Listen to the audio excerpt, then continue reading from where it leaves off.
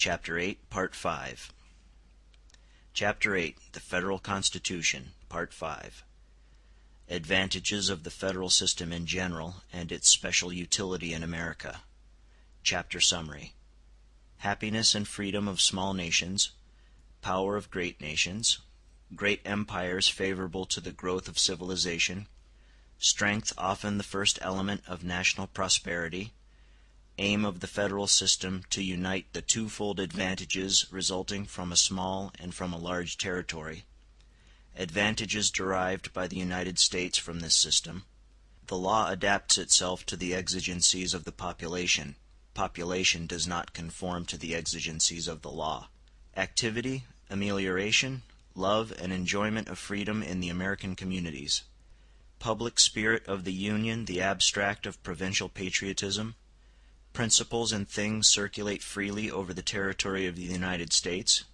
The Union is happy and free as a little nation, and respected as a great empire. In small nations, the scrutiny of society penetrates into every part, and the spirit of improvement enters into the most trifling details. As the ambition of the people is necessarily checked by its weakness, all the efforts and resources of the citizens are turned to the internal benefit of the community, and are not likely to evaporate in the fleeting breath of glory. The desires of every individual are limited, because extraordinary faculties are rarely to be met with. The gifts of an equal fortune render the various conditions of life uniform, and the manners of the inhabitants are orderly and simple. Thus, if one estimate the gradations of popular morality and enlightenment, we shall generally find that in small nations there are more persons in easy circumstances, a more numerous population, and a more tranquil state of society than in great empires. When tyranny is established in the bosom of a small nation, it is more galling than elsewhere because, as it acts within a narrow circle, every point of that circle is subject to its direct influence. It supplies the place of those great designs which it cannot entertain by a violent or an exasperating interference in a multitude of minute details, and it leaves the political world, to which it properly belongs, to meddle with the arrangements of domestic life. Tastes as well as actions are to be regulated at its pleasure, and the families of the citizens as well as the affairs of the state are to be governed by its decisions. This invasion of rights occurs, however, but seldom, and freedom is in truth the natural state of small communities. The temptations which the government offers to ambition are too weak, and the resources of private individuals are too slender, for the sovereign power easily to fall within the grasp of a single citizen. And should such an event have occurred, the subjects of the state can without difficulty overthrow the tyrant and his oppression by a simultaneous revolt. Small nations have therefore ever been the cradle of political liberty, and the fact that many of them have lost their immunities by extending their dominion shows that the freedom they enjoyed was more a consequence of the inferior size than of the character of the people. The history of the world affords no instance of a great nation retaining the form of republican government for a long series of years, and this has led to the conclusion that such a state of things is impracticable. For my own part, I cannot but censure the imprudence of attempting to limit the possible and to judge the future on the part of a being who is hourly deceived by the most palpable realities of life, and who is constantly taken by surprise in the circumstances with which he is most familiar. But it may be advanced with confidence that the existence of a great republic will always be exposed to far greater perils than that of a small one. All the passions which are most fatal to republican institutions spread with an increasing territory, whilst the virtues which maintain their dignity do not augment in the same proportion. The ambition of the citizens increases with the power of the state, the strength of parties with the importance of the ends they have in view, but that devotion to the common weal which is the surest check on destructive passions is not stronger in a large than in a small republic. It might indeed be proved without difficulty that it is less powerful and less sincere. The arrogance of wealth and the dejection of wretchedness, capital cities of unwonted extent, a lax morality, a vulgar egotism, and a great confusion of interests, are the dangers which almost invariably arise from the magnitude of states. But several of these evils are scarcely prejudicial to a monarchy, and some of them contribute to maintain its existence. In monarchical states the strength of the government is its own.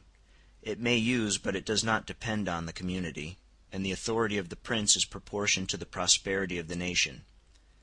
But the only security which a republican government possesses against these evils lies in the support of the majority.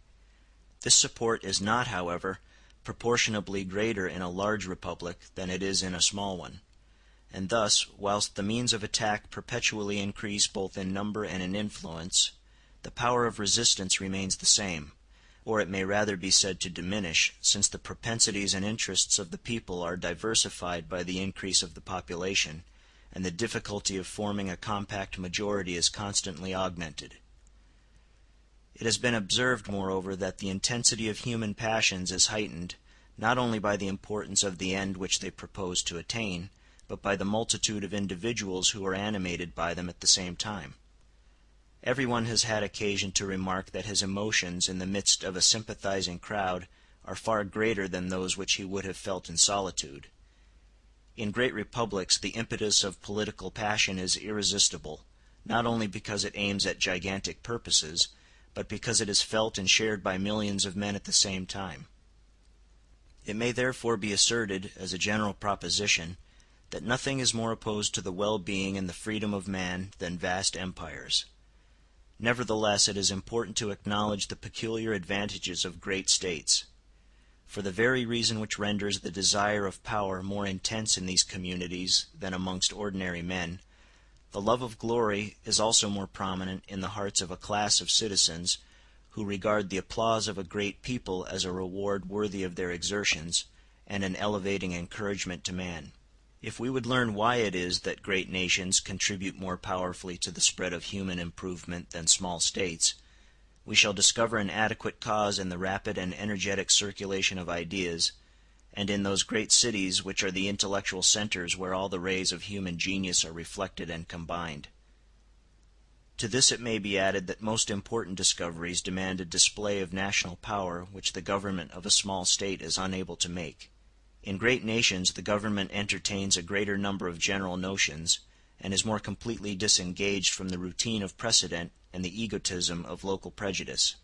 Its designs are conceived with more talent and executed with more boldness. In time of peace the well-being of small nations is undoubtedly more general and more complete, but they are apt to suffer more acutely from the calamities of war than those great empires whose distant frontiers may for ages avert the presence of the danger from the mass of the people, which is therefore more frequently afflicted than ruined by the evil. But in this matter, as in many others, the argument derived from the necessity of the case predominates over all others. If none but small nations existed, I do not doubt that mankind would be more happy and more free, but the existence of great nations is unavoidable. This consideration introduces the element of physical strength as a condition of national prosperity. It profits a people but little to be affluent and free if it is perpetually exposed to be pillaged or subjugated. The number of its manufactures and the extent of its commerce are of small advantage if another nation has the empire of the seas and gives the law in all the markets of the globe. Small nations are often impoverished, not because they are small, but because they are weak. The great empires prosper less because they are great than because they are strong. Physical strength is therefore one of the first conditions of the happiness and even of the existence of nations. Hence it occurs that, unless very peculiar circumstances intervene, small nations are always united to large empires in the end, either by force or by their own consent. Yet I am unacquainted with a more deplorable spectacle than that of a people unable either to defend or to maintain its independence. The federal system was created with the intention of combining the different advantages which result from the greater and the lesser extent of nations. And a single glance over the United States of America suffices to discover the advantages which they have derived from its adoption. In great centralized nations, the legislator is obliged to impart a character of uniformity to the laws which does not always suit the diversity of customs and of districts. As he takes no cognizance of special cases, he can only proceed upon general principles, and the population is obliged to conform to the exigencies of the legislation, since the legislation cannot adapt itself to the exigencies and the customs of the population, which is the cause of endless trouble and misery. This disadvantage does not exist in confederations.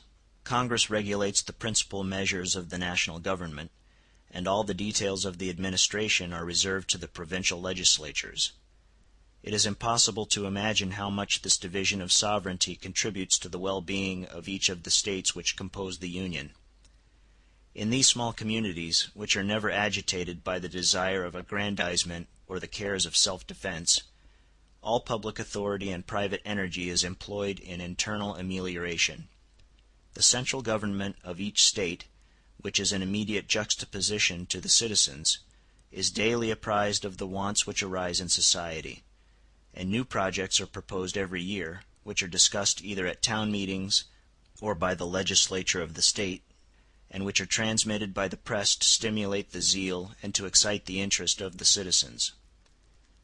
This spirit of amelioration is constantly alive in the American republics, without compromising their tranquillity.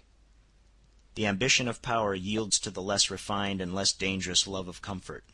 It is generally believed in America that the existence and the permanence of the republican form of government in the New World depend upon the existence and the permanence of the federal system, and it is not unusual to attribute a large share of the misfortunes which have befallen the new states of South America to the injudicious erection of great republics, instead of a divided and confederate sovereignty. It is incontestably true that the love and the habits of republican government in the United States were engendered in the townships and in the provincial assemblies. In a small state, like that of Connecticut, for instance, where cutting a canal or laying down a road is a momentous political question, where the state has no army to pay and no wars to carry on, and where much wealth and much honor cannot be bestowed upon the chief citizens, no form of government can be more natural or more appropriate than that of a republic. But it is this same republican spirit, it is these manners and customs of a free people, which are engendered and nurtured in the different states, to be afterwards applied to the country at large. The public spirit of the Union is, so to speak, nothing more than an abstract of the patriotic zeal of the provinces. Every citizen of the United States transfuses his attachment to his little republic in the common store of American patriotism. In defending the Union, he defends the increasing prosperity of his own district, the right of conducting its affairs, and the hope of causing measures of improvement to be adopted which may be favorable to his own interest. And these are motives which are wont to stir men more readily than the general interests of the country and the glory of the nation.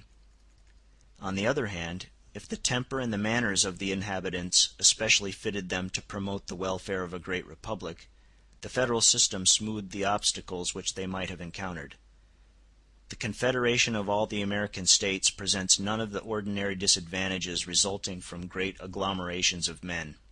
The Union is a great republic in extent, but the paucity of objects for which its government provides assimilates it to a small state.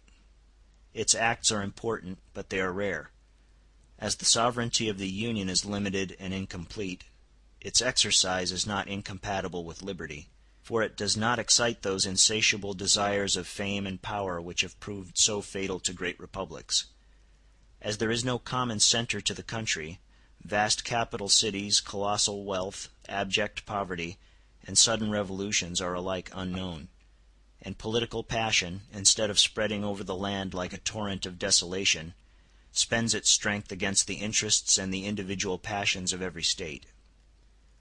Nevertheless, all commodities and ideas circulate throughout the Union as freely as in a country inhabited by one people. Nothing checks the spirit of enterprise. Government avails itself of the assistance of all who have talents or knowledge to serve it.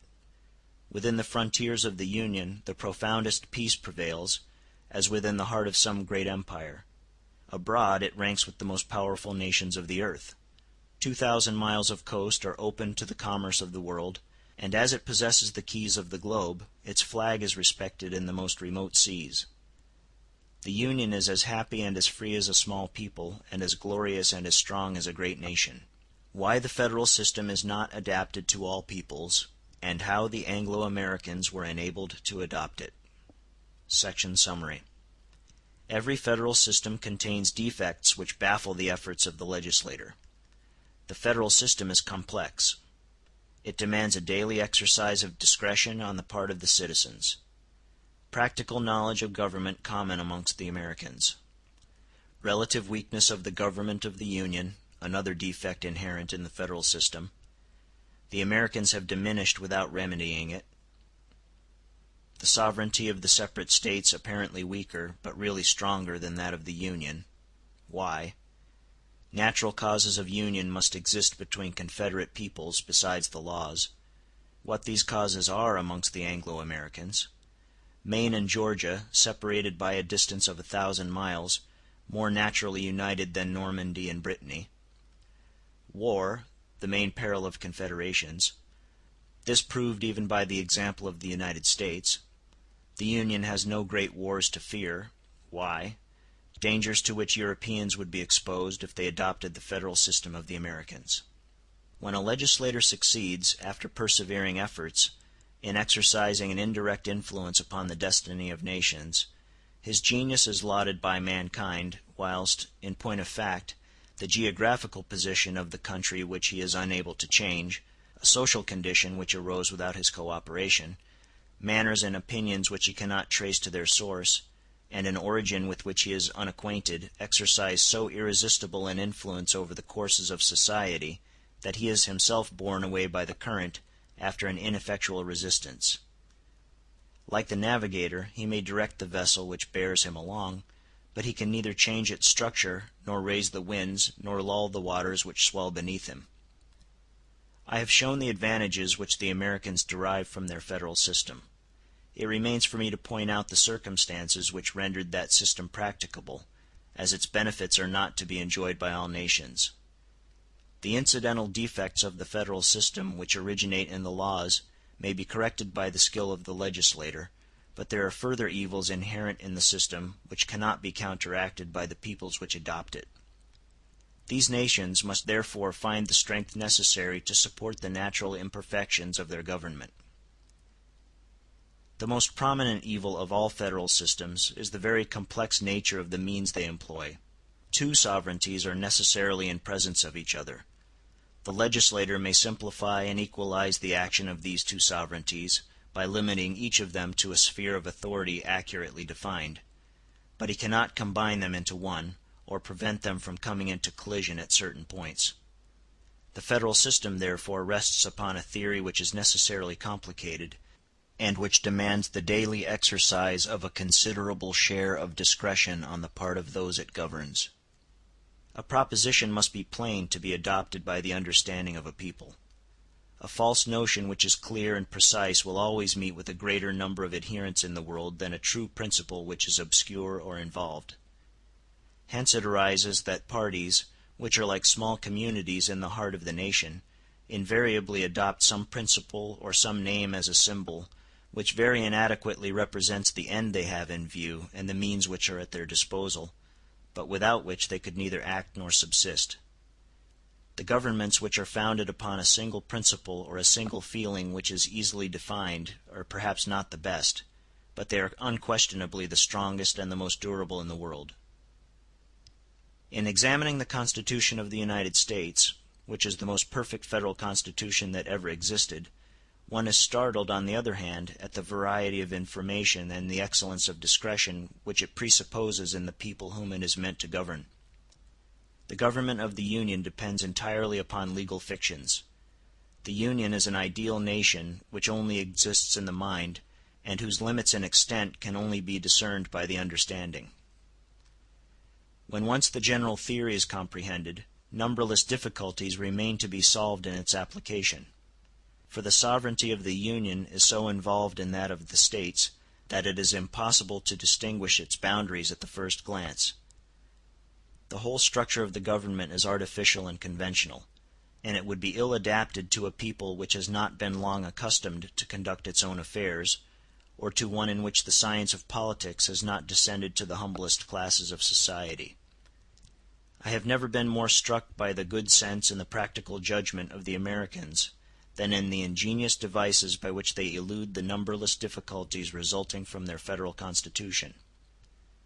I scarcely ever met with a plain American citizen who could not distinguish, with surprising facility, the obligations created by the laws of Congress from those created by the laws of his own state, and who, after having discriminated between the matters which come under the cognizance of the Union and those which the local legislature is competent to regulate, could not point out the exact limit of the several jurisdictions of the federal courts and the tribunals of the state. The Constitution of the United States is like those exquisite productions of human industry which ensure wealth and renown to their inventors, but which are profitless in any other hands. This truth is exemplified by the condition of Mexico at the present time. The Mexicans were desirous of establishing a federal system, and they took the federal constitution of their neighbors, the Anglo-Americans, as their model and copied it with considerable accuracy. But although they had borrowed the letter of the law, they were unable to create or to introduce the spirit and the sense which give it life. They were involved in ceaseless embarrassments between the mechanism of their double government. The sovereignty of the states and that of the Union perpetually exceeded their respective privileges, and entered into collision. And to the present day Mexico is alternately the victim of anarchy and the slave of military despotism. The second and the most fatal of all the defects I have alluded to, and that which I believe to be inherent in the federal system, is the relative weakness of the government of the Union. The principle upon which all confederations rest is that of a divided sovereignty.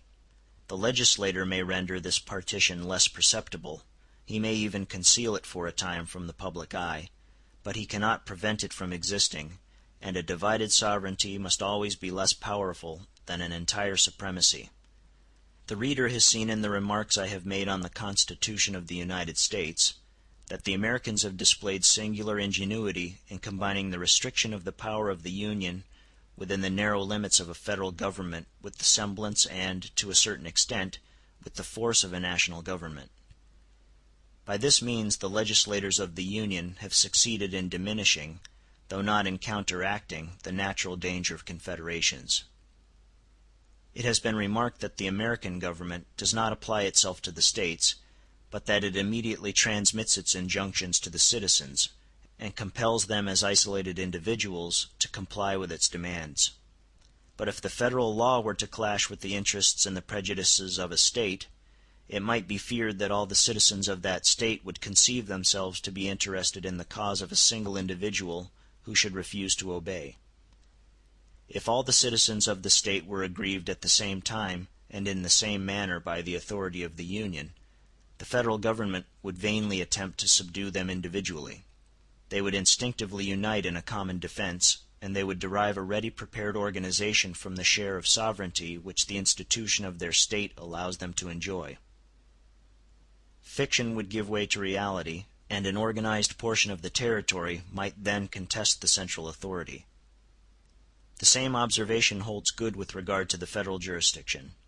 If the courts of the Union violated an important law of a State in a private case, the real, if not the apparent, contest would arise between the aggrieved State, represented by a citizen, and the Union, represented by its courts of justice. He would have but a partial knowledge of the world who should imagine that it is possible, by the aid of legal fictions, to prevent men from finding out and employing those means of gratifying their passions which have been left open to them. And it may be doubted whether the American legislators, when they rendered a collision between the two sovereigns less probable, destroyed the cause of such a misfortune. But it may even be affirmed that they were unable to ensure the preponderance of the federal element in a case of this kind. The Union is possessed of money and of troops, but the affections and the prejudices of the people are in the bosom of the States. The sovereignty of the Union is an abstract being, which is connected with but few external objects. The sovereignty of the States is hourly perceptible, easily understood, constantly active; and if the former is of recent creation, the latter is coeval with the people itself. The sovereignty of the Union is fractious, that of the States is natural, and derives its existence from its own simple influence, like the authority of a parent. The supreme power of the nation only affects a few of the chief interests of society. It represents an immense but remote country, and claims a feeling of patriotism which is vague and ill-defined. But the authority of the states controls every individual citizen at every hour and in all circumstances. It protects his property, his freedom, and his life, and when we recollect the traditions, the customs, the prejudices of local and familiar attachment with which it is connected, we cannot doubt of the superiority of a power which is interwoven with every circumstance that renders the love of one's native country instinctive in the human heart. Since legislators are unable to obviate such dangerous collisions as occur between the two sovereignties which coexist in the federal system, their first object must be, not only to dissuade the Confederate States from warfare, but to encourage such institutions as may promote the maintenance of peace. Hence it results that the federal compact cannot be lasting unless there exists in the communities which are leagued together a certain number of inducements to union which render their common dependence agreeable, and the task of the government light, and that system cannot succeed without the presence of favorable circumstances added to the influence of good laws. All the peoples which have ever formed a confederation have been held together by a certain number of common interests, which served as the intellectual ties of association. But the sentiments and the principles of man must be taken into consideration, as well as his immediate interests. A certain uniformity of civilization is not less necessary to the durability of a confederation than a uniformity of interests in the states which compose it. In Switzerland the difference which exists between the canton of Uri and the canton of Vaud is equal to that between the 15th and the 19th centuries, and properly speaking, Switzerland has never possessed a federal government. The union between these two cantons only subsists upon the map, and their discrepancies would soon be perceived if an attempt were made by a central authority to prescribe the same laws to the whole territory. One of the circumstances which most powerfully contribute to support the federal government in America is that the States have not only similar interests, a common origin, and a common tongue, but that they are also arrived at the same stage of civilization, which almost always renders a union feasible. I do not know of any European nation, how small soever it may be, which does not present less uniformity in its different provinces than the American people, which occupies a territory as extensive as one half of Europe. The distance from the state of Maine to that of Georgia is reckoned at about 1,000 miles, but the difference between the civilization of Maine and that of Georgia is slighter than the difference between the habits of Normandy and those of Brittany.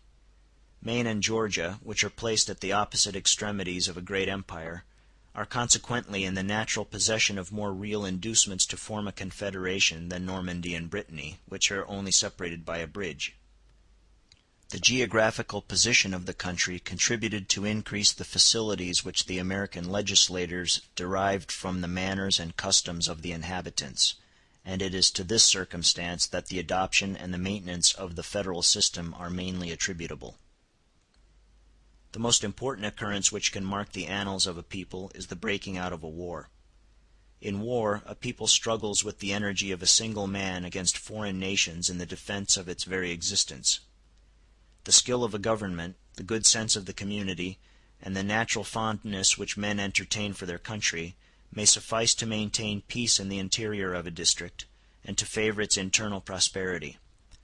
But a nation can only carry on a great war at the cost of more numerous and more painful sacrifices, and to suppose that a great number of men will of their own accord comply with these exigencies of the state is to betray an ignorance of mankind.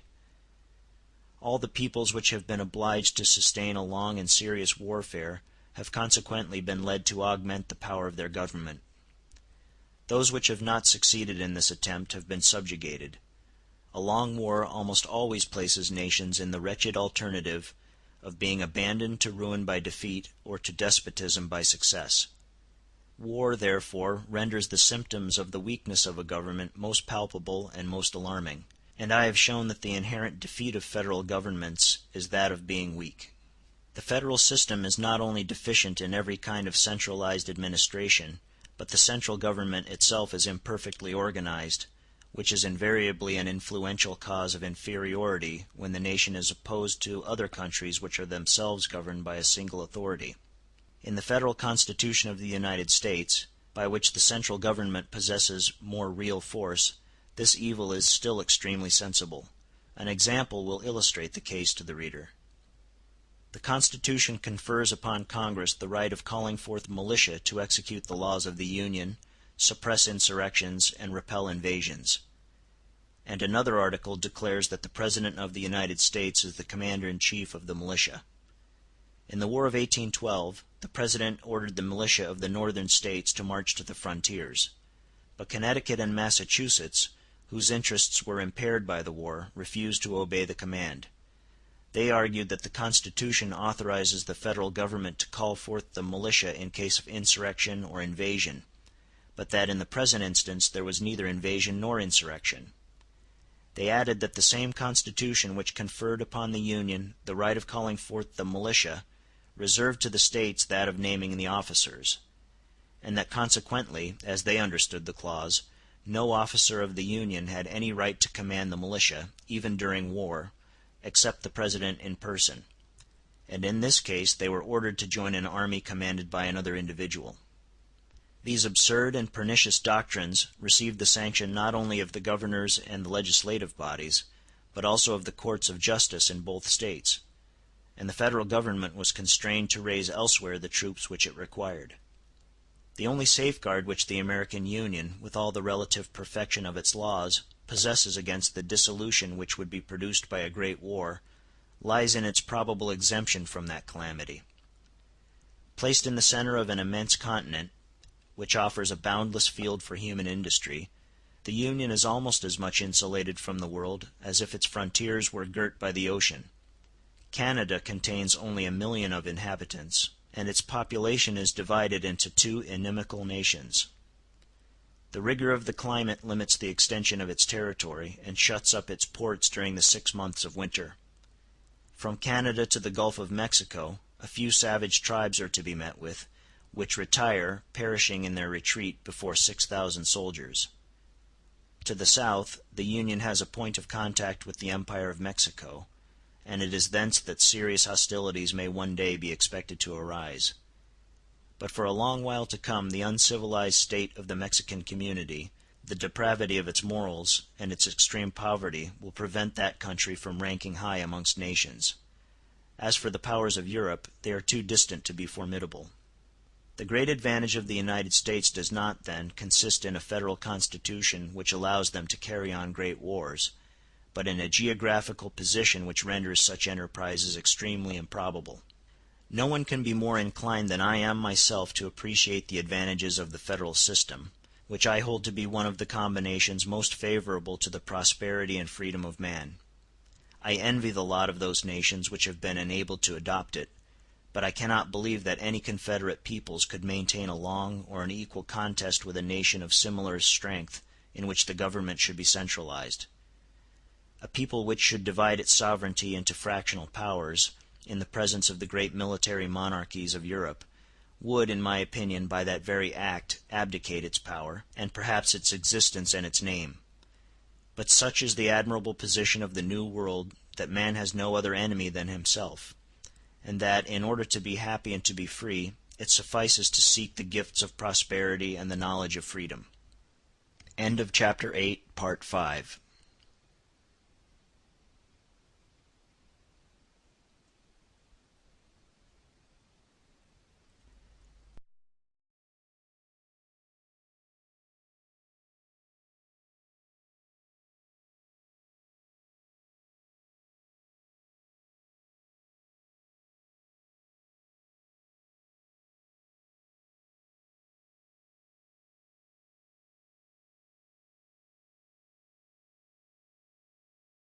Chapter 9.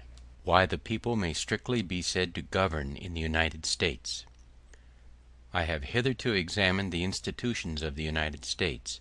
I have passed their legislation in review, and I have depicted the present characteristics of political society in that country. But a sovereign power exists above these institutions, and beyond these characteristic features, which may destroy or modify them at its pleasure. I mean that of the people. It remains to be shown in what manner this power, which regulates the laws, acts. Its propensities and its passions remain to be pointed out, as well as the secret springs which retard, accelerate, or direct its irresistible course, and the effects of its unbounded authority with the destiny which is probably reserved for it. In America, the people appoints the legislative and the executive power, and furnishes the jurors who punish all offenses against the laws.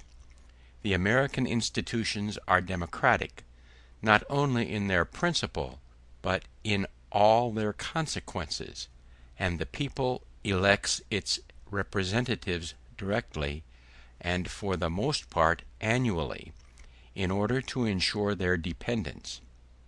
The people is therefore the real directing power, and although the form of government is representative, it is evident that the opinions, the prejudices, the interests, and even the passions of the community are hindered by no durable obstacles from exercising a perpetual influence on society. In the United States, the majority governs in the name of the people, as is the case in all the countries in which the people is supreme. The majority is principally composed of peaceful citizens who, either by inclination or by interest, are sincerely desirous of the welfare of their country, but they are surrounded by the incessant agitation of parties which attempt to gain their cooperation and to avail themselves of their support. End of chapter 9.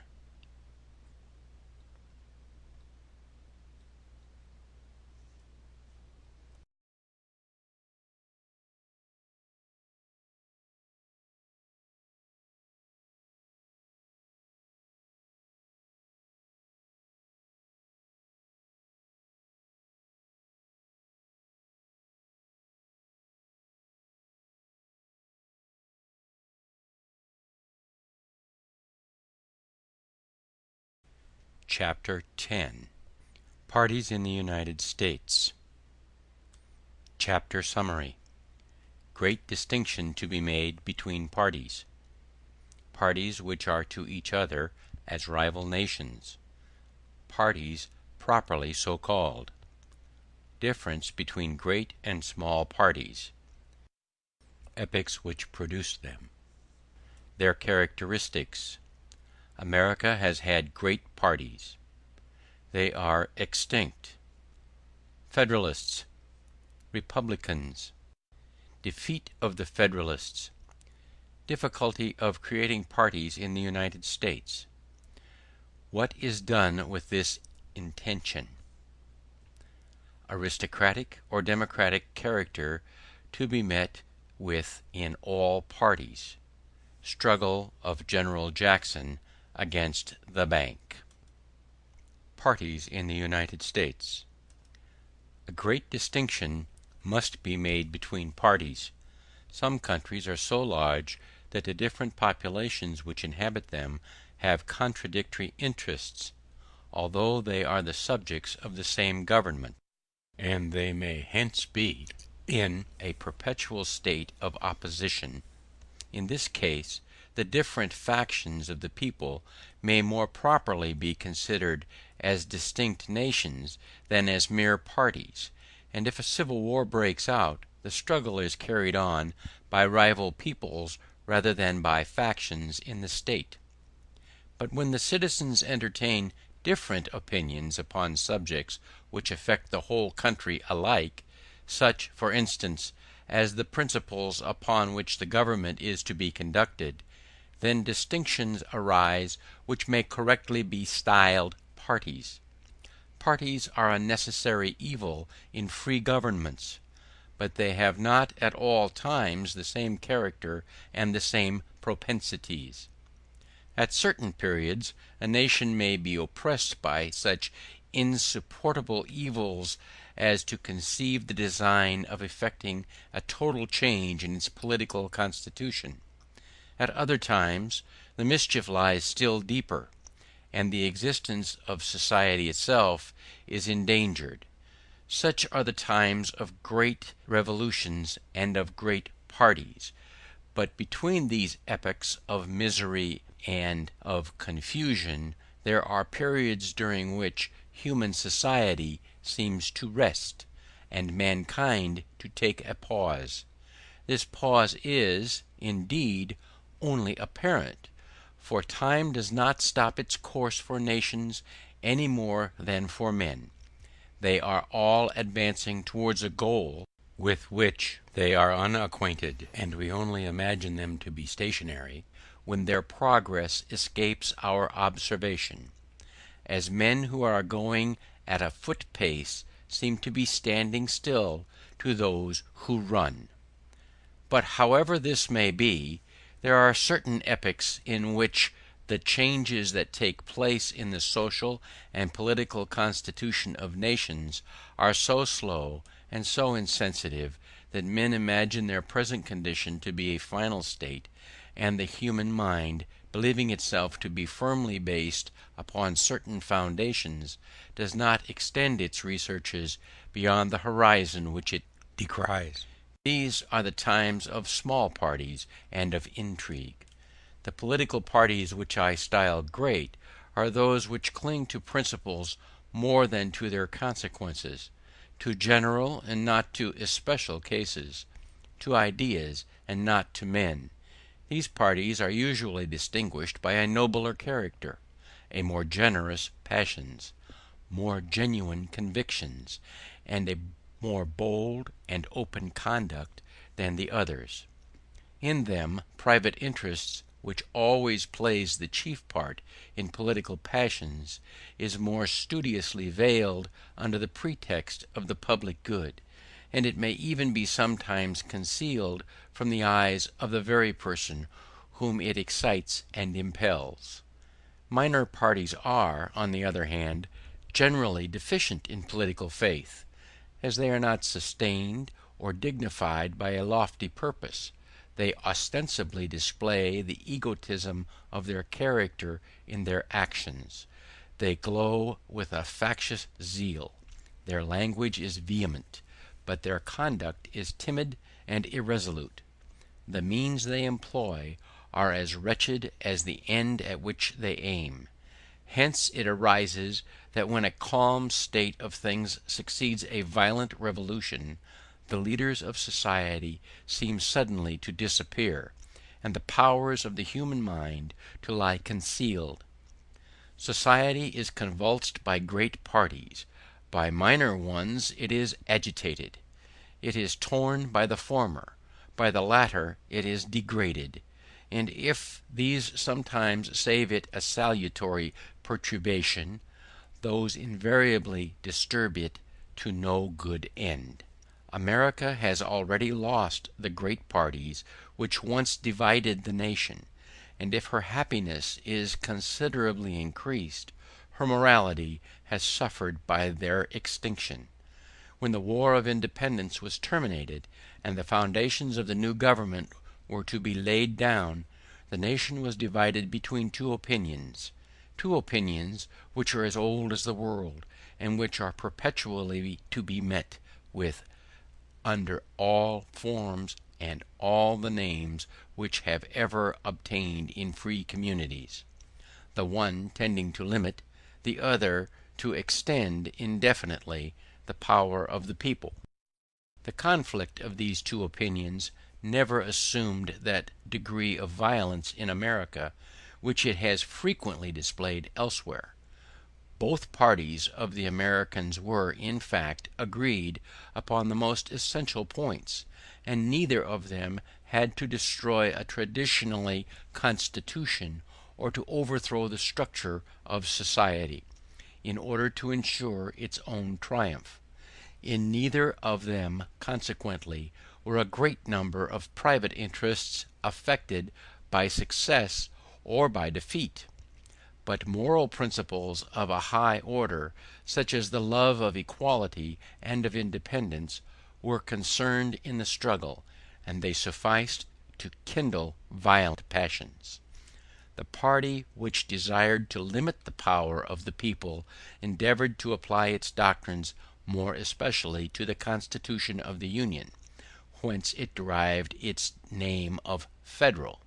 The other party, which affected to be more exclusively attached to the cause of liberty, took that of Republican. America is a land of democracy, and the Federalists were always in a minority, but they reckoned on their side almost all the great men who had been called forth by the War of Independence, and their moral influence was very considerable. Their cause was, moreover, favored by circumstances. The ruin of the Confederation had impressed the people with a dread of anarchy, and the Federalists did not fail to profit by this transient disposition of the multitude. For 10 or 12 years they were at the head of affairs, and they were able to apply some, though not all, of their principles, for the hostile current was becoming from day to day too violent to be checked or stemmed. In 1801 the Republicans got possession of the government. Thomas Jefferson was named president, and he increased the influence of their party by the weight of his celebrity, the greatness of his talents, and the immense extent of his popularity. The means by which the Federalists had maintained their position were artificial, and their resources were temporary. It was by the virtues or the talents of their leaders that they had risen to power. When the Republicans attained to that lofty station, their opponents were overwhelmed by utter defeat. An immense majority declared itself against the retiring party, and the Federalists found themselves in so small a minority that they at once despaired of their future success. From that moment the Republican or Democratic party has proceeded from conquest to conquest until it has acquired absolute supremacy in the country. The Federalists, perceiving that they were vanquished without resource and isolated in the midst of the nation, fell into two divisions, of which one joined the victorious Republicans and the other abandoned its rallying point and its name. Many years have already elapsed since they ceased to exist as a party. Great political parties are not, then, to be met with in the United States at the present time. Parties, indeed, may be found which threaten the future tranquillity of the Union, but there are none which seem to contest the present form of government or the present course of society. The parties by which the Union is menaced do not rest upon abstract principles, but upon temporal interests. These interests, disseminated in the provinces of so vast an empire, may be said to constitute rival nations rather than parties. Thus, upon a recent occasion, the North contended for the system of commercial prohibition, and the South took up arms in favor of free trade, simply because the North is a manufacturing and the South an agricultural district, and that the restrictive systems which was profitable to the one was prejudicial to the other. In the absence of great parties, the United States abound with lesser controversies, and public opinion is divided into 1,000 minute shades of difference upon questions of very little moment. The pains which are taken to create parties are inconceivable, and at the present day it is no easy task. In the United States there is no religious animosity, because all religion is respected, and no sect is predominant. There is no jealousy of rank, because the people is everything, and none can contest its authority. Lastly, there is no public indulgence to supply the means of agitation, because the physical position of the country opens so wide a field to industry that man is able to accomplish the most surprising undertakings with his own native resources. Nevertheless, ambitious men are interested in the creation of parties, since it is difficult to elect a person from authority upon the mere ground that his place is coveted by others. The skill of the actors in the political world lies therefore in the art of creating parties. A political aspirant in the United States begins by discriminating his own political interest, and by calculating upon those interests which may be collected around the amalgamated with it. He then contrives to discover some doctrine or some principle which may suit the purpose of this new association, and which he adopts in order to bring forward his party and to secure his popularity.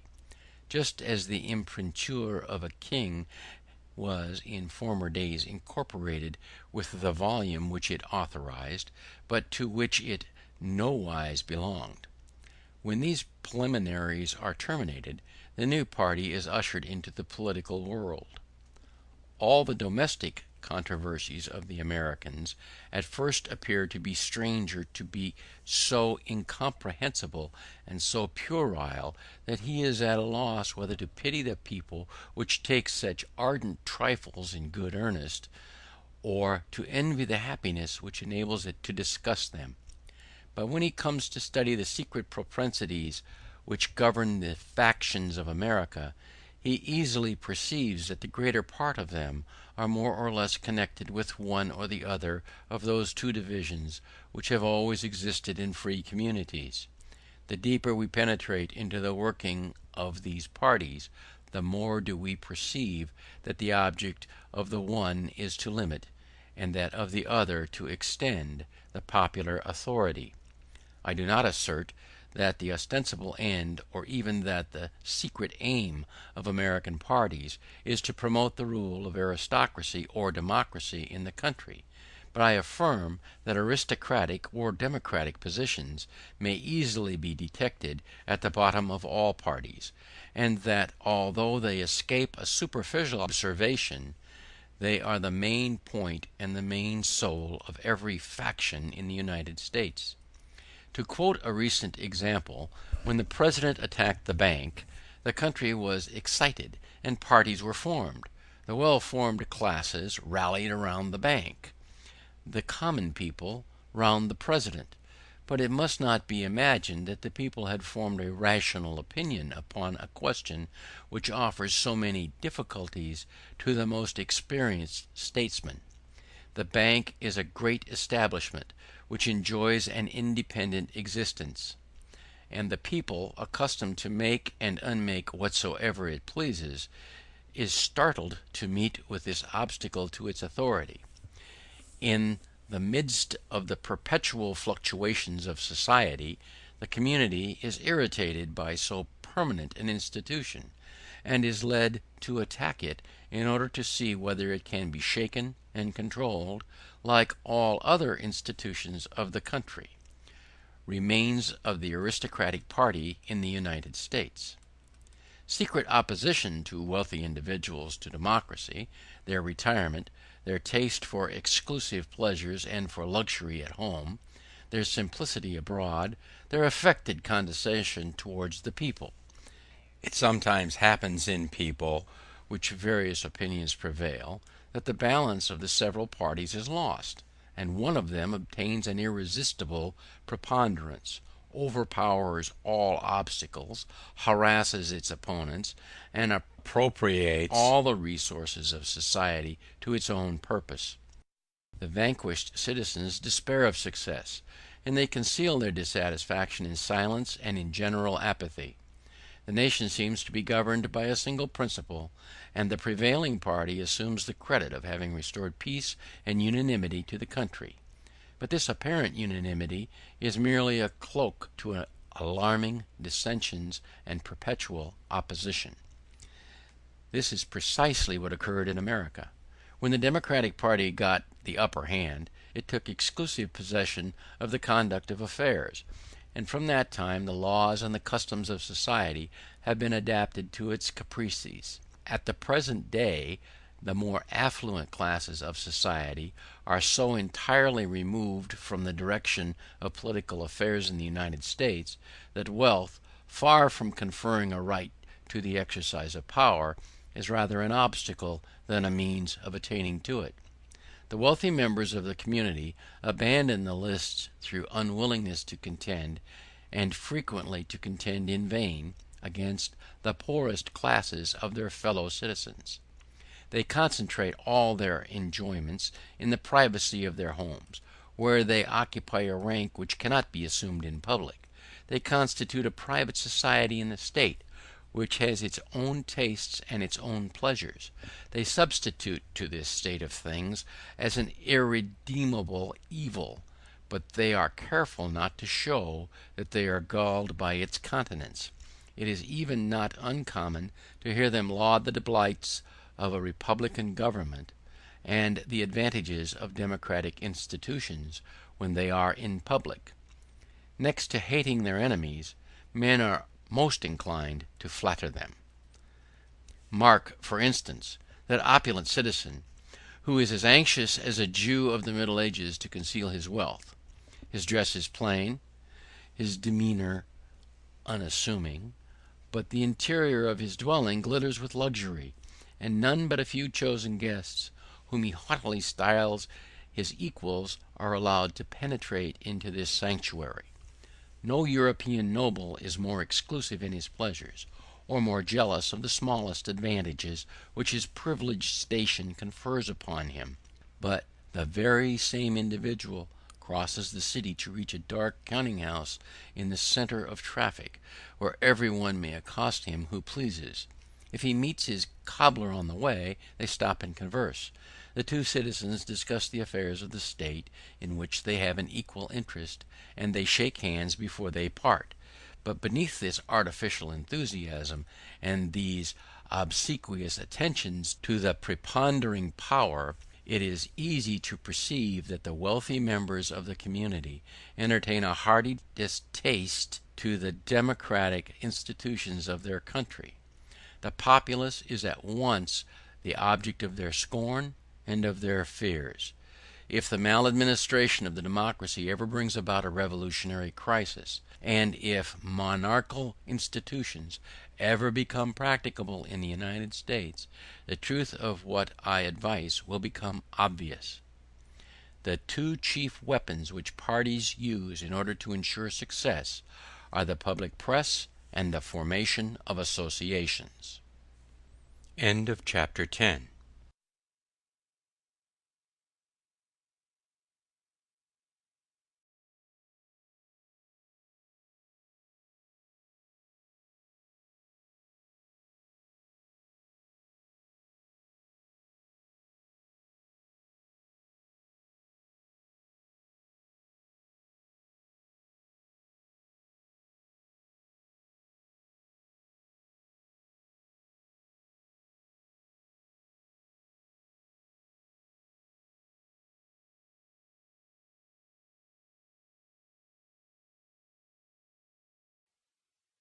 Chapter 11. Liberty of the Press in the United States. Chapter Summary. Difficulty of restraining the liberty of the press. Particular reasons which some nations have to cherish this liberty.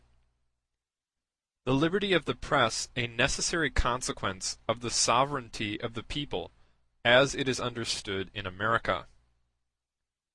Violent language of the periodical press in the United States. Propensities of the periodical press. Illustrated by the United States. Opinion of the Americans upon the repression of the abuse of the liberty of the press by judicial prosecutions. Reasons for which the press is less powerful in America than in France.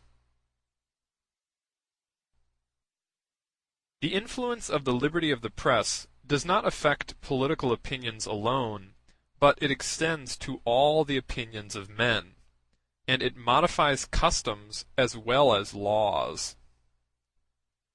In another part of this work I shall attempt to determinate the degree of influence which the liberty of the press has exercised upon civil society in the United States, and to point out the direction which it has given to the ideas as well as the tone which it has imparted to the character and the feelings of the Anglo-Americans, but at present I purpose simply to examine the effects produced by the liberty of the press in the political world. I confess that I do not entertain that firm and complete attachment to the liberty of the press which things that are supremely good in their very nature are wont to excite in the mind. And I approve of it more from a recollection of the evils it prevents than from a consideration of the advantages it ensures. If anyone could point out an intermediate and yet a tenable position between the complete independence and the entire subjection of the public expression of opinion, I should perhaps be inclined to adopt it. But the difficulty is to discover this position. If it is your intention to correct the abuses of unlicensed printing and to restore the use of orderly language, you may in the first instance try the offender by a jury. But if the jury acquits him, the opinion which was that of a single individual becomes the opinion of the country at large. Too much and too little has therefore hitherto been done. If you proceed, you must bring the delinquent before a court of permanent judges. But even here the cause must be heard before it can be decided. And the very principles which no book would have ventured to avow are blazoned forth in the pleadings, and what was obscurely hinted at in a single composition is then repeated in a multitude of other publications. The language in which a thought is embodied is the mere carcass of the thought, and not the idea itself. Tribunals may condemn the form, but the sense and spirit of the work is too subtle for their authority. Too much has still been done to recede, too little to attain your end. You must therefore proceed. If you establish a censorship of the press, the tongue of the public speaker will still make itself heard, and you have only increased the mischief. The powers of thought do not rely, like the powers of physical strength, upon the number of their mechanical agents. Nor can a host of authors be reckoned like the troops which compose an army. On the contrary, the authority of a principle is often increased by the smallness of the number of men by whom it is expressed. The words of a strong-minded man, which penetrate amidst the passions of a listening assembly, have more power than the vociferations of 1,000 orators. And if it be allowed to speak freely in any public place, the consequence is the same as if free speaking was allowed in every village. The liberty of discourse must therefore be destroyed, as well as the liberty of the press. This is the necessary term of your efforts. But if your object was to repress the abuses of liberty, they have brought you to the feet of a despot. You have been led from the extreme of independence to the extreme of subjection, without meeting with a single tenable position for shelter or repose.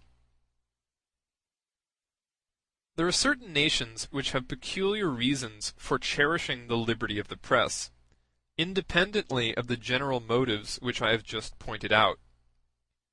For in certain countries which profess to enjoy the privileges of freedom, every individual agent of the government may violate the laws with impunity, since those whom he oppresses cannot prosecute him before the courts of justice. In this case, the liberty of the press is not merely a guarantee, but it is the only guarantee of their liberty and their security which the citizens possess. If the rulers of these nations propose to abolish the independence of the press, the people would be justified in saying, "Give us the right of prosecuting your offenses before the ordinary tribunals, and perhaps we may then waive our right of appeal to the tribunal of public opinion. But in the countries in which the doctrine of the sovereignty of the people ostensibly prevails, the censorship of the press is not only dangerous, but it is absurd. When the right of every citizen to cooperate in the government of society is acknowledged, every citizen must be presumed to possess the power of discriminating between the different opinions of his contemporaries, and of appreciating the different facts from which inferences may be drawn. The sovereignty of the people and the liberty of the press may therefore be looked upon as correlative institutions, just as the censorship of the press and universal suffrage are two things which are irreconcilably opposed, and which cannot long be retained among the institutions of the same people. Not a single individual of the 12 millions who inhabit the territory of the United States has as yet dared to propose any restrictions to the liberty of the press. The first newspaper over which I cast my eyes upon my arrival in America contained the following article: "In all this affair the language of Jackson has been that of a heartless despot, solely occupied with the preservation of his own authority. Ambition is his crime, and it will be his punishment too. Intrigue is his native element, and intrigue will confound his tricks, and will deprive him of his power. He governs by means of corruption, and his immoral practices will redound to his shame and confusion. His conduct in the political arena has been that of a shameless and lawless gamester. He succeeded at the time, but the hour of retribution approaches, and he will be obliged to disgorge his winnings, to throw aside his false dice, and to end his days in some retirement, where he may curse his madness at his leisure. For repentance is a virtue with which his heart is likely to remain forever unacquainted." It is not uncommonly imagined in France that the virulence of the press originates in the uncertain social condition, in the political excitement, and the general sense of consequent evil which prevail in that country. And it is therefore supposed that as soon as society has resumed a certain degree of composure, the press will abandon its present vehemence. I am inclined to think that the above causes explain the reason of the extraordinary ascendancy it has acquired over the nation, but that they do not exercise much influence upon the tone of its language.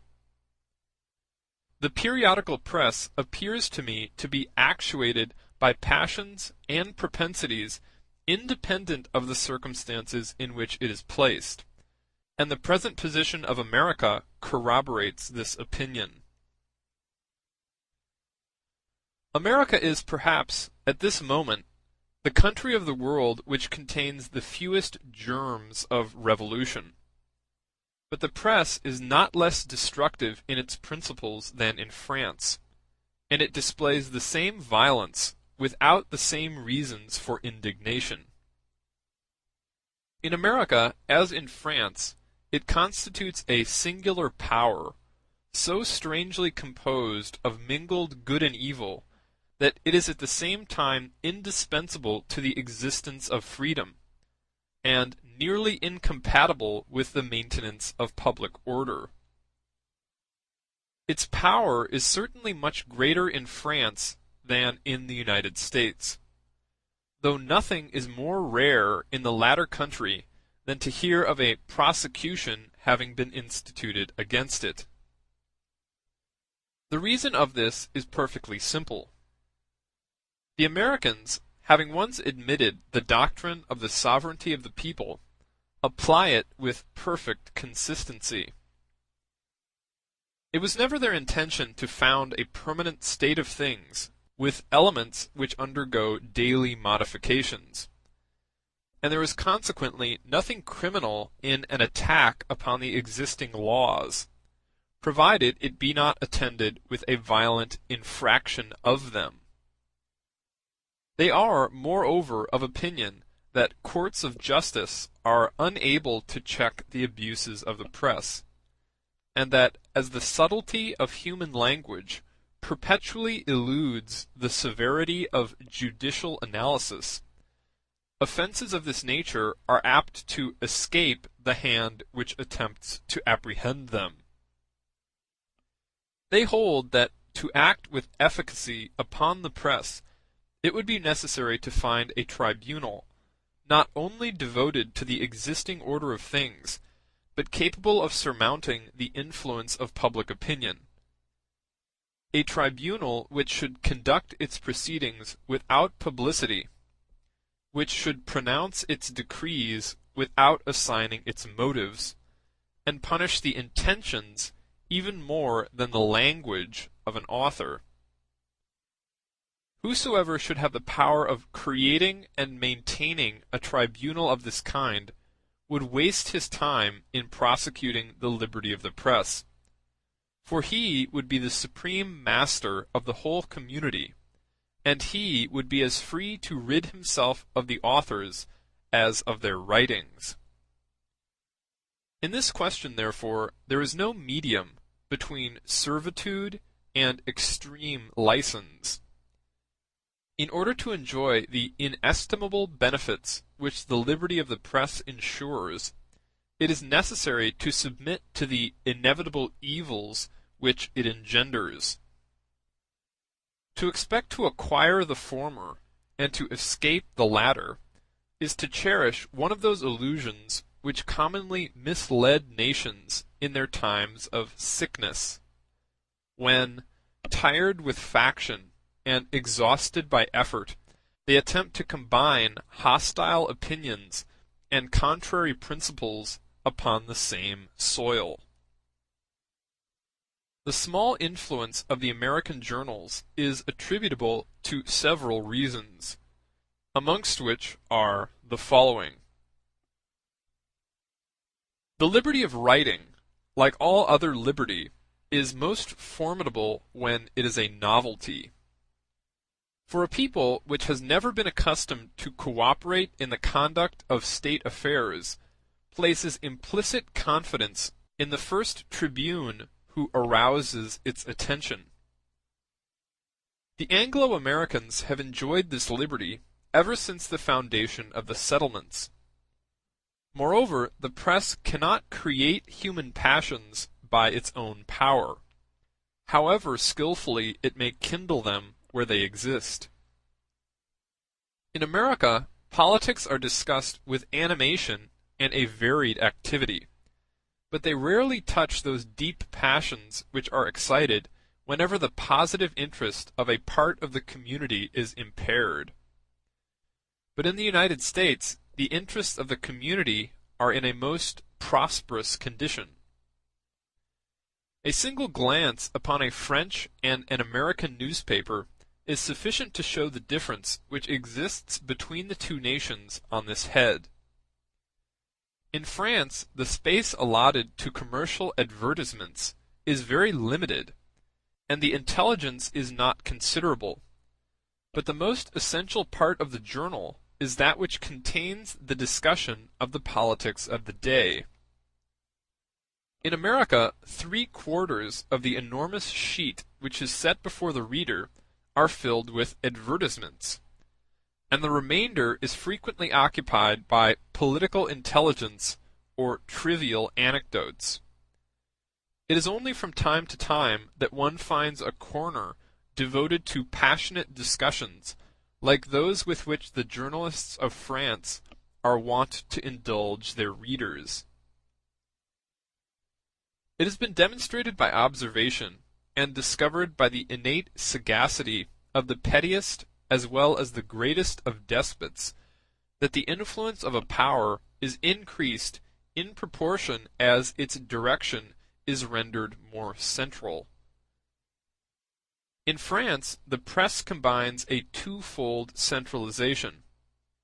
almost all its power is centered in the same spot, and vested in the same hands, for its organs are far from numerous. The influence of a public press thus constituted upon a skeptical nation must be unbounded. It is an enemy with which a government may sign an occasional truce, but which it is difficult to resist for any length of time. Neither of these kinds of centralization exists in America. The United States have no metropolis. The intelligence as well as the power of the country are dispersed abroad, and instead of radiating from a point, they cross each other in every direction. The Americans have established no central control over the expression of opinion, any more than over the conduct of business. These are circumstances which do not depend on human foresight, but it is owing to the laws of the Union that there are no licenses to be granted to printers, no securities demanded from editors, as in France, and no stamp duty, as in France and formerly in England. The consequence of this is that nothing is easier than to set up a newspaper, and a small number of readers suffices to defray the expenses of the editor. The number of periodical and occasional publications which appears in the United States actually surpasses belief. The most enlightened Americans attribute the subordinate influence of the press to this excessive dissemination, and it is adopted as an axiom of political science in that country that the only way to neutralize the effect of public journals is to multiply them indefinitely. I cannot conceive that a truth which is so self-evident should not already have been more generally admitted in Europe. It is comprehensible that the persons who hope to bring about revolutions by means of the press should be desirous of confining its action to a few powerful organs. But it is perfectly incredible that the partisans of the existing state of things and the natural supporters of the law should attempt to diminish the influence of the press by concentrating its authority. The governments of Europe seem to treat the press with the courtesy of the knights of old.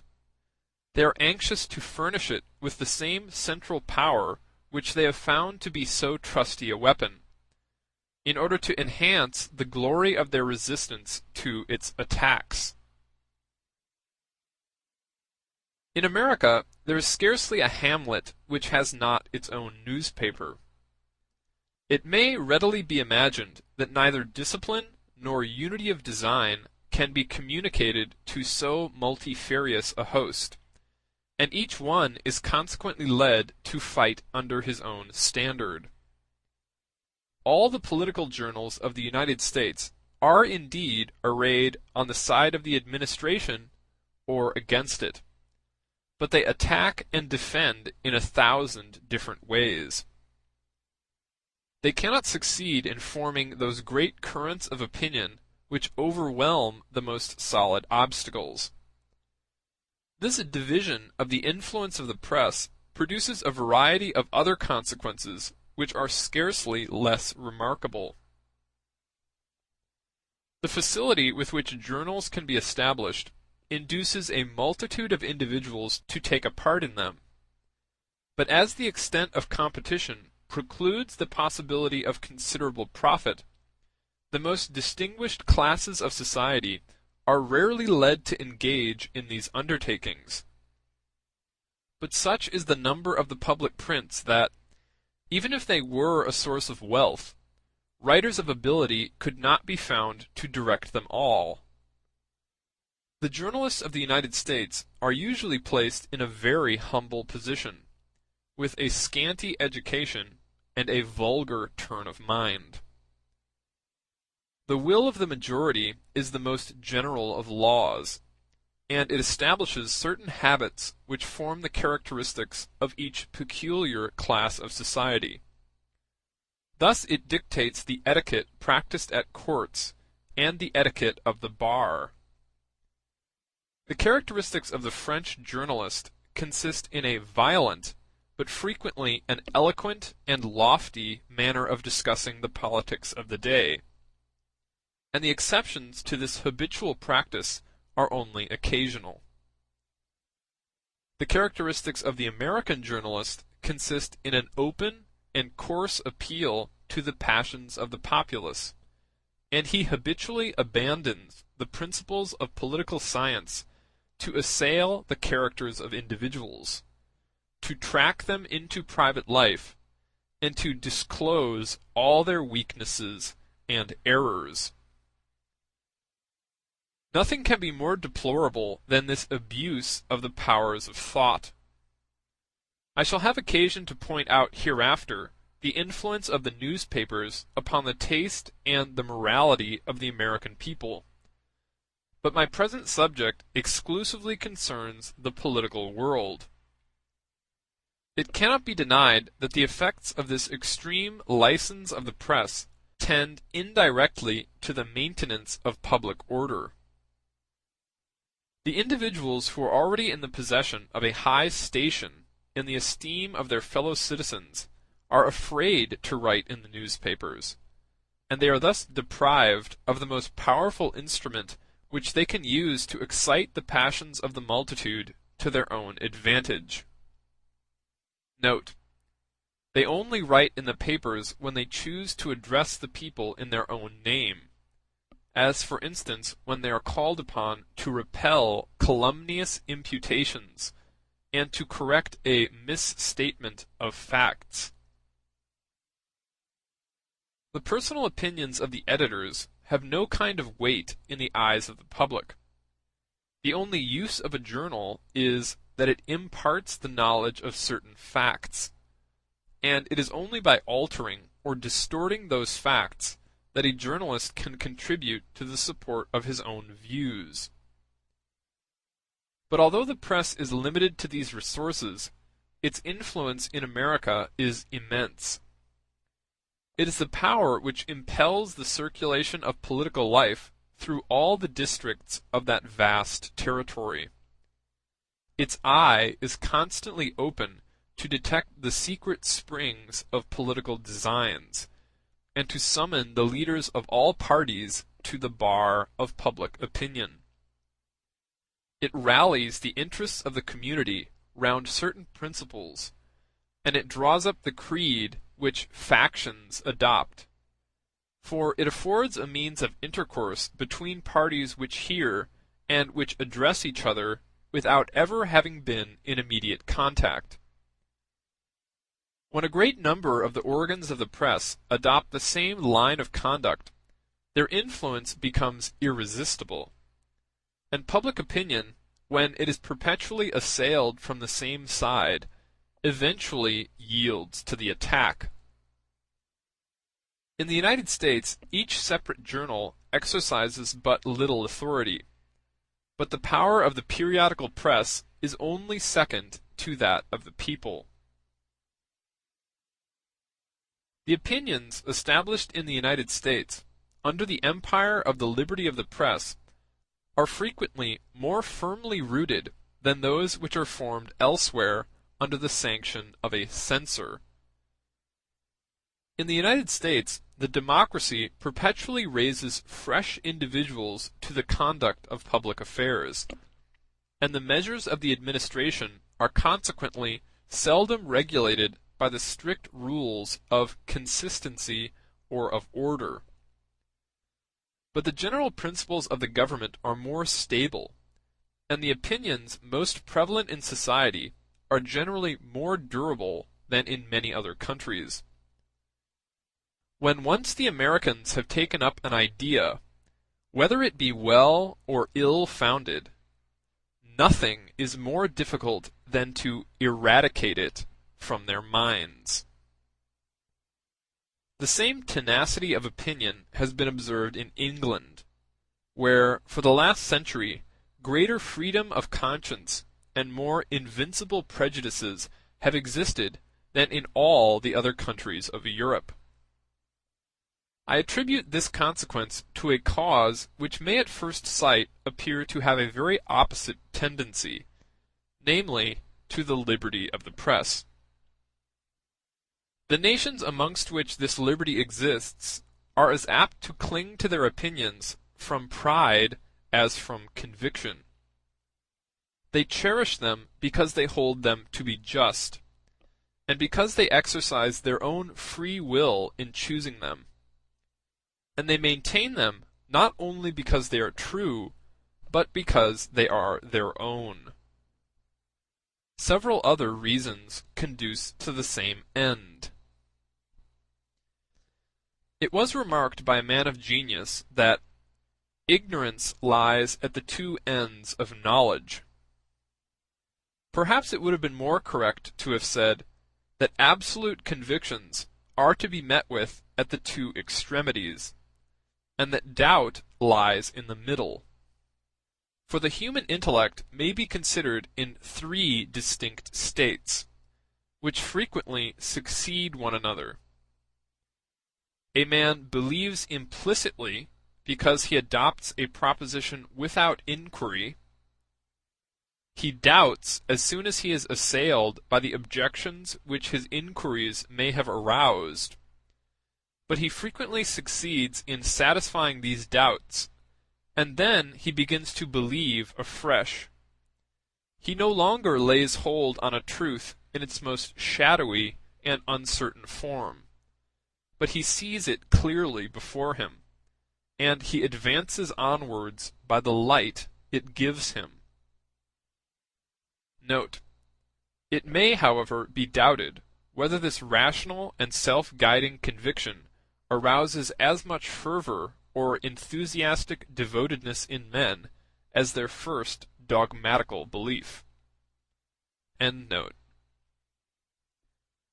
When the liberty of the press acts upon men who are in the first of these three states, it does not immediately disturb their habit of believing implicitly without investigation, but it constantly modifies the objects of their intuitive convictions. The human mind continues to discern but one point upon the whole intellectual horizon, and that point is in continual motion. Such are the symptoms of sudden revolutions, and of the misfortunes which are sure to befall those generations which abruptly adopt the unconditional freedom of the press. The circle of novel ideas is, however, soon terminated. The touch of experience is upon them, and the doubt and mistrust which their uncertainty produces becomes universal. We may rest assured that the majority of mankind will either believe they know not wherefore, or will not know what to believe. Few are the beings who can ever hope to attain to the state of rational and independent conviction which true knowledge can beget in defiance of the attacks of doubt. It has been remarked that in times of great religious fervor, men sometimes change their religious opinions, whereas in times of general skepticism, everyone clings to his own persuasion. The same thing takes place in politics under the liberty of the press.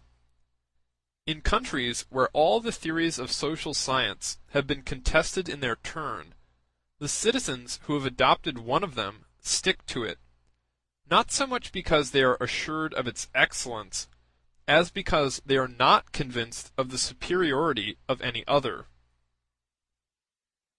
In the present age, men are not very ready to die in defense of their opinions, but they are rarely inclined to change them, and there are fewer martyrs as well as fewer apostates. Another still more valid reason may yet be adduced. When no abstract opinions are looked upon as certain, men cling to the mere propensities and external interests of their position, which are naturally more tangible and more permanent than any opinions in the world. But it is not a question of easy solution whether aristocracy or democracy is most fit to govern a country. But it is certain that democracy annoys one part of the community, and that aristocracy oppresses another part. When the question is reduced to the simple expression of the struggle between poverty and wealth, the tendency of each side of the dispute becomes perfectly evident without further controversy. End of chapter 11.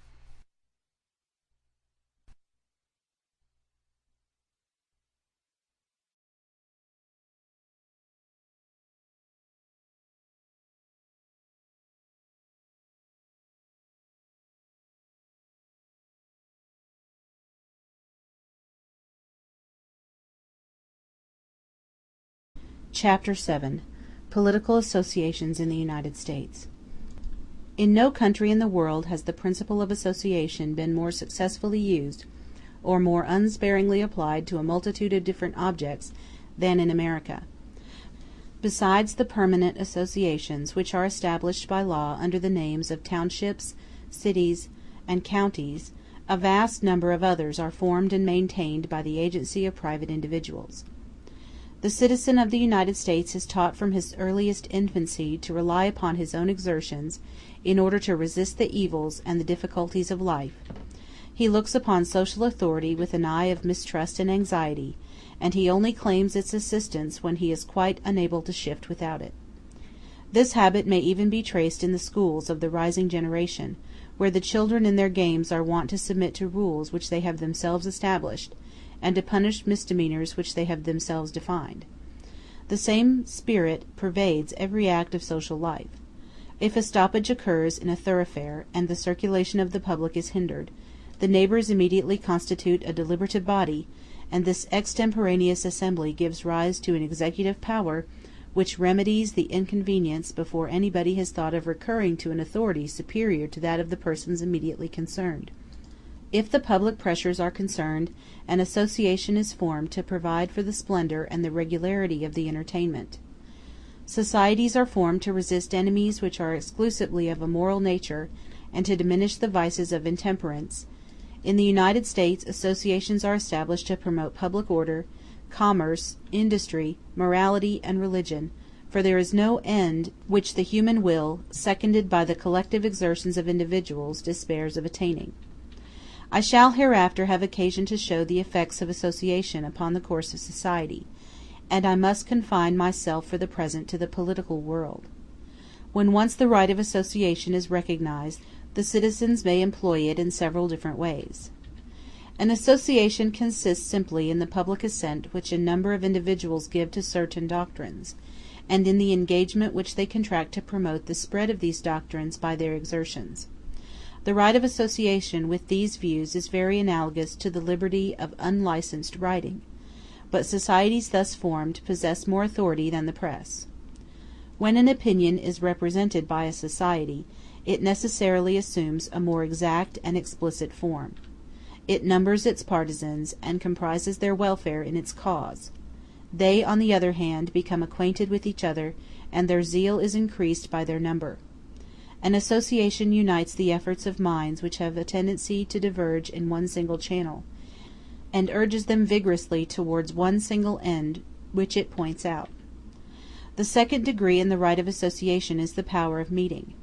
When an association is allowed to establish centers of action at certain important points in the country, its activity is increased and its influence extended.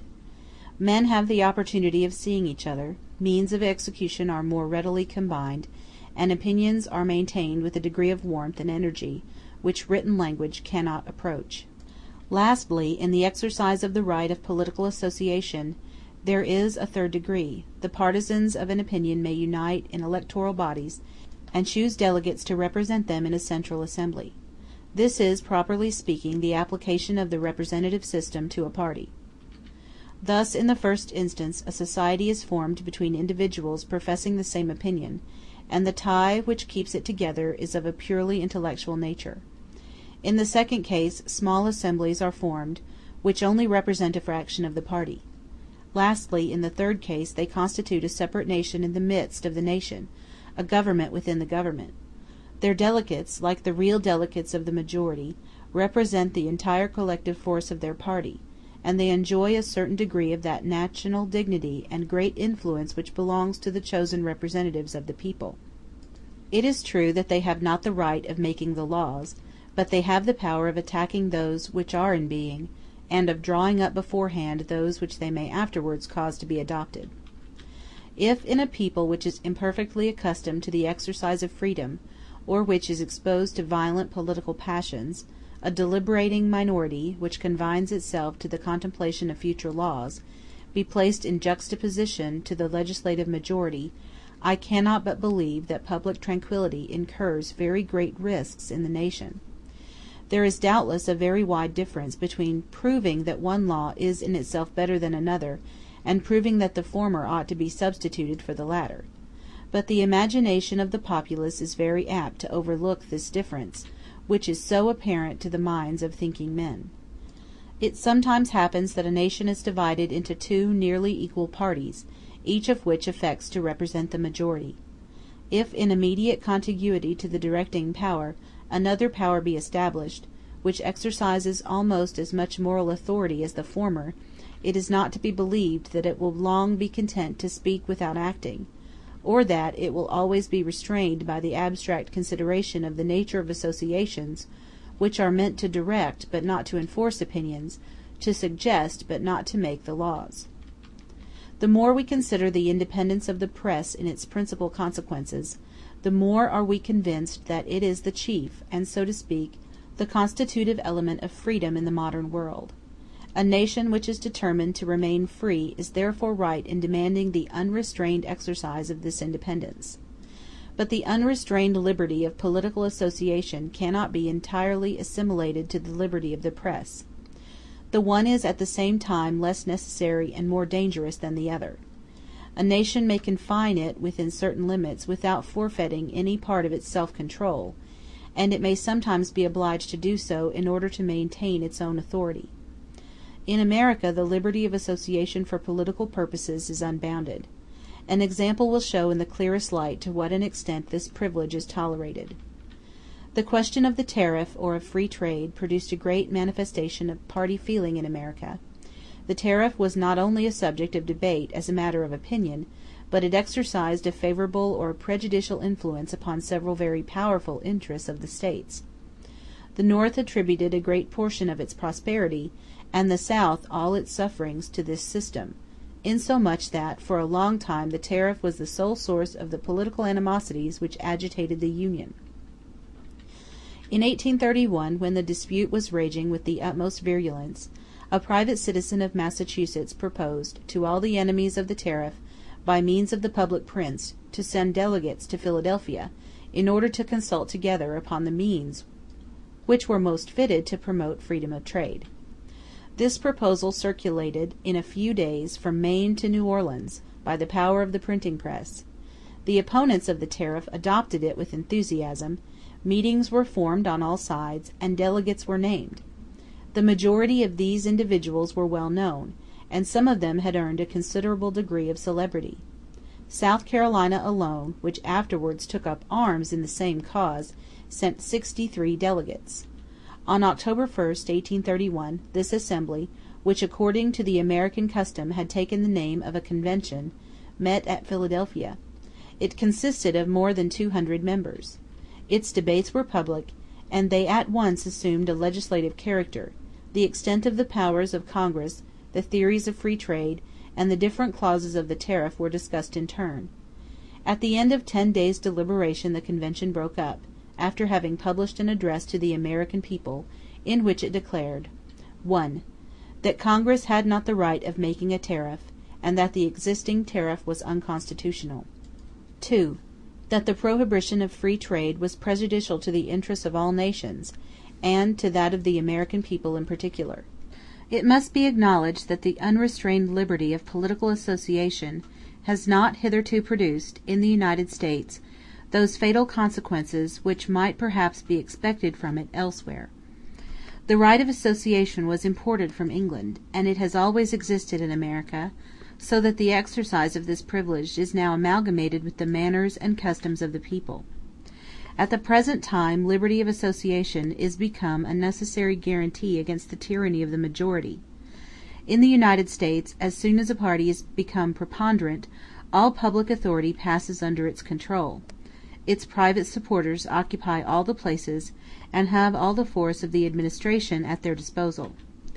As the most distinguished partisans of the other side of the question are unable to surmount the obstacles which exclude them from power, they require some means of establishing themselves upon their own basis, and of opposing the moral authority of the minority to the physical power which domineers over it.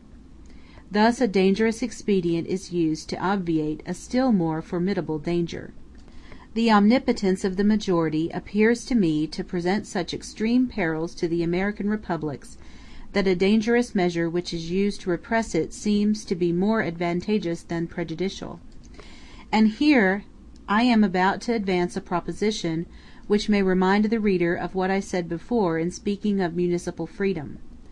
There are no countries in which associations are more needed to prevent the despotism of faction or the arbitrary power of a prince than those which are democratically constituted. In aristocratic nations the body of the nobles and the more opulent part of the community are in themselves natural associations, which act as checks upon the abuses of power. In countries in which these associations do not exist, if private individuals are unable to create an artificial and a temporary substitute for them, I can imagine no permanent protection against the most galling tyranny, and a great people may be oppressed by a small faction or by a single individual with impunity. The meeting of a great political convention, for there are conventions of all kinds, which may frequently become a necessary measure, is always a serious occurrence, even in America, and one which is never looked forward to by the judicious friends of the country without alarm. This was very perceptible in the Convention of 1831, at which the exertions of all the most distinguished members of the Assembly tended to moderate its language and to restrain the subjects which it treated within certain limits. It is probable, in fact, that the Convention of 1831 exercised a very great influence upon the minds of the malcontents, and prepared them for the open revolt against the commercial laws of the Union which took place in 1832. It cannot be denied that the unrestrained liberty of association for political purposes is the privilege which a people is longest in learning how to exercise. If it does not throw the nation into anarchy, it perpetually augments the chances of that calamity. On one point, however, this perilous liberty offers a security against dangers of another kind. In countries where associations are free, secret societies are unknown. In America there are numerous factions, but no conspiracies. Different ways in which the right of association is understood in Europe and in the United States. Different use which is made of it. The most natural privilege of man, next to the right of acting for himself, is that of combining his exertions with those of his fellow creatures, and of acting in common with them. I am therefore led to conclude that the right of association is almost as inalienable as the right of personal liberty. No legislator can attack it without impairing the very foundations of society. Nevertheless, if the liberty of association is a fruitful source of advantages and prosperity to some nations, it may be perverted or carried to excess by others, and the element of life may be changed into an element of destruction. A comparison of the different methods which associations pursue in those countries in which they are managed with discretion, as well as in those where liberty degenerates into license, may perhaps be thought useful both to governments and to parties. The greater part of Europeans look upon an association as a weapon which is to be hastily fashioned and immediately tried in the conflict. A society is formed for discussion, but the idea of impending action prevails in the minds of those who constitute it. It is in fact an army, and the time given to parley serves to reckon up the strength and to animate the courage of the host, after which they direct their march against the enemy. Resources which lie within the bounds of the law may suggest themselves to the person who compose it as means, but never as the only means, of success. Such, however, is not the manner in which the right of association is understood in the United States. In America, the citizens who form the minority associate in order, in the first place, to show their numerical strength, and so to diminish the moral authority of the majority, and, in the second place, to stimulate competition, and to discover those arguments which are most fitted to act upon the majority, for they always entertain hopes of drawing over their opponents to their own side, and of afterwards disposing of the supreme power in their name. Political associations in the United States are therefore peaceable in their intentions, and strictly legal in the means which they employ, and they assert with perfect truth that they only aim at success by lawful expedients. The difference which exists between the Americans and ourselves depends on several causes. In Europe there are numerous parties so diametrically opposed to the majority that they can never hope to acquire its support, and at the same time they think they are sufficiently strong in themselves to struggle and defend their cause. When a party of this kind forms an association, its object is, not to conquer but to fight. In America the individuals who hold opinions very much opposed to those of the majority are no sort of impediment to its power, and all other parties hope to win it over to their own principles in the end. The exercise of the right of association becomes dangerous in proportion to the impossibility which excludes great parties from acquiring the majority.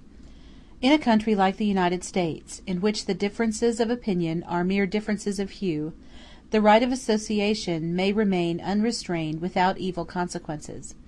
The inexperience of many of the European nations in the enjoyment of liberty leads them only to look upon the liberty of association as a right of attacking the government. The first notion which presents itself to a party, as well as to an individual, when it has acquired a consciousness of its own strength, is that of violence. The notion of persuasion arises at a later period, and is only derived from experience.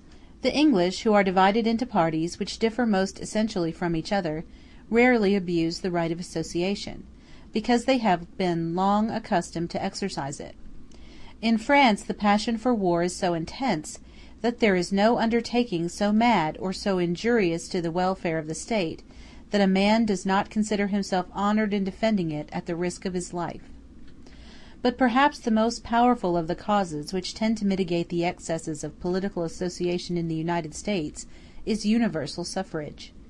In countries in which universal suffrage exists the majority is never doubtful, because neither party can pretend to represent that portion of the community which is not voted. The associations which are formed are aware, as well as the nation at large, that they do not represent the majority. This is, indeed, a condition inseparable from their existence, for if they did represent the preponderating power, they would change the law instead of soliciting its reform. The consequence of this is that the moral influence of the government which they attack is very much increased, and their own power is very much enfeebled. In Europe there are few associations which do not affect to represent the majority, or which do not believe that they represent it. This conviction, or this pretension, tends to augment their force amazingly, and contributes no less to legalize their measures. Violence may seem to be excusable in defense of the cause of oppressed right. Thus it is, in the vast labyrinth of human laws, that extreme liberty sometimes corrects the abuses of license, and that extreme democracy obviates the dangers of democratic government.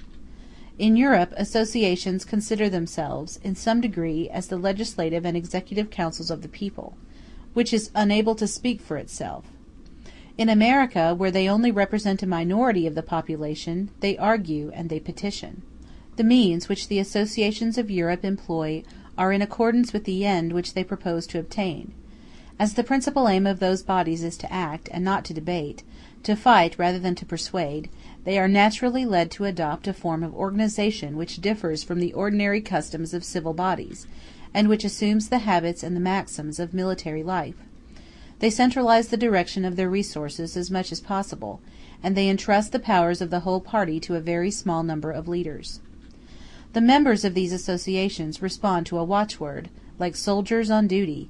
They profess the doctrine of passive obedience, say rather that in uniting together they at once abjure the exercise of their own judgment and free will, and the tyrannical control which these societies exercise is often far more unsupportable than the authority possessed over society by the government which they attack. Their moral force is much diminished by these excesses, and they lose the powerful interest which is always excited by a struggle between oppressors and the oppressed. The man who, in given cases, consents to obey his fellows with servility, and who submits his activity and even his opinions to their control, can have no claim to rank as a free citizen. The Americans have also established certain forms of government which are applied to their associations, but these are invariably borrowed from the forms of the civil administration. The independence of each individual is formally recognized. The tendency of the members of the association points, as it does in the body of the community, towards the same end, but they are not obliged to follow the same track. No one abjures the exercise of his reason and his free will, but every one exerts that reason and that will for the benefit of a common undertaking. Section 19.